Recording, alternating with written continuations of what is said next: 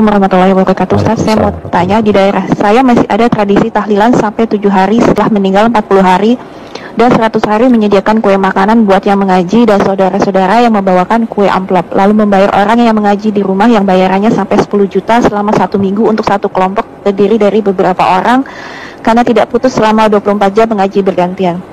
Sehingga yang saya dengar total biayanya bisa mencapai 40 jutaan Ustadz, dimulai dari pemakaman, membagikan amplop orang-orang menyolati sampai tahlilan 100 hari, membagikan buku Yasin dan besek makanan yang dikemas dengan wadah tempatnya baskom yang biasanya terlihat. Wah, jujur saya kaget dan memikirkan bagaimana mungkin setelah meninggal saya membebankan biaya yang jumlahnya tidak sedikit.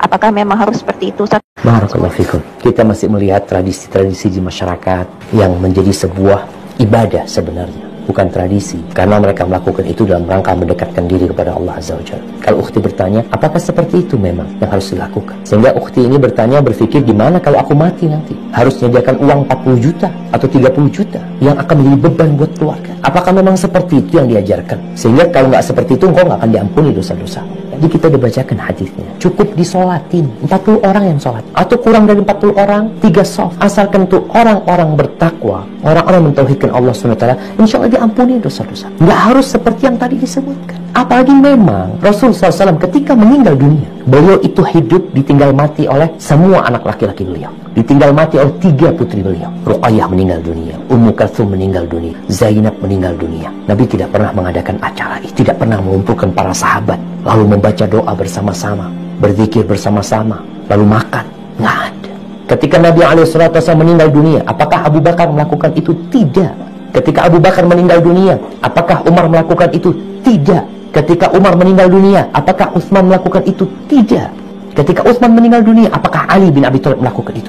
Tidak. Nggak ada. Terus gimana supaya diampuni? Betapa mudahnya sunnah Rasul SAW.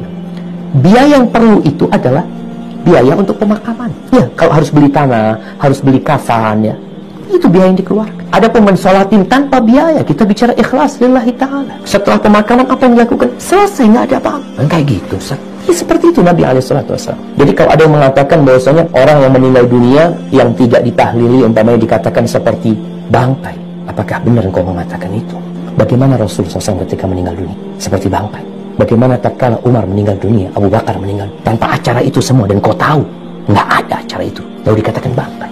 Maka cobalah kita melihat Islam ini agama yang indah. Sunnah Nabi SAW